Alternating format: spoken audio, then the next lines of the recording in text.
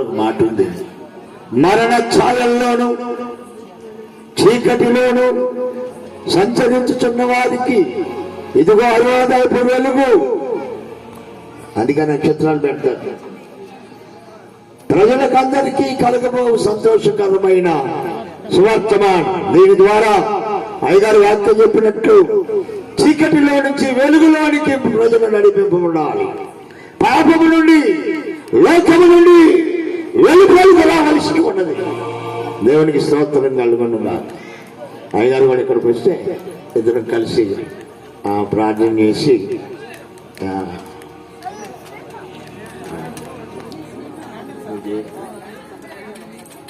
ప్రేమ గల తండ్రి వందనాలు. మీరు మా కొరకు భూమి కరిగించి పొత్తుగొడ్డలతో చుట్టబడి పశువుల తొట్టులో పొరలు పట్టుబడిన ఆనవాళ్ళు దాసుని ద్వారా లోకానికి మా ప్రజలకు అందించినందుకు వందనాలు. ఈ కేకు కట్ చేయటం ద్వారా ఈ సంతోషాన్ని మేమందరం పంచుకొని యేసుక్రీస్తు ఈ లోకములోనికి అరుదించుటాం. ఇదిగో ప్రజలకందరికీ కలగబో సంతోషకరమైన సువర్తమానం. నేనే లోకమునకు వెలుగునై పరలోకము నుండి పంపబడిన జీవాహారమై మా కొరకు ఆహారంగా మారేవై అందరిని బట్టి స్తోత్రం. ఈ క్రిస్మస్ సెలబ్రేషన్ సందర్భంగా ఈ కేకును దీవించు. తండ్రి యొక్కయు కుమారుని యొక్కయు పరిశుద్ధాత్మ త్రియేక దేవుని నామములో ఈ కేక్ కట్ చేస్తుండగా మానవస్తాలు మరుగు చేసి నీ పరిశుద్ధాత్మతో కార్యము జరిగి చోట సేవను సంఘమున ప్రజలను దీవించుతారు. ఆనందములతో నింపుమని యేసునామమున అడిగి వేడుకుంటున్నాం తండ్రి. సహోదరులు యోహాను గారిని కూడా ఆహ్వానిస్తూ ఉన్నాం. యోహాను గారు